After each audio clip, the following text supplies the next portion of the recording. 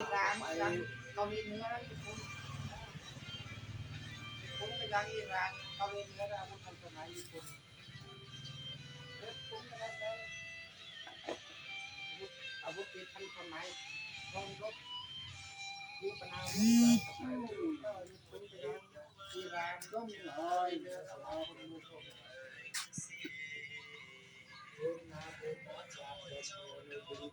อาวุธทางทวีป10,000กว่ากิโลเมตรน่าจะ สหรัฐเซียขีปนาวุธ10,000 กว่ากิโลเมตรข้ามทวีปรัสเซียสหรัฐมันเปิดเผยหลายเมืองเรา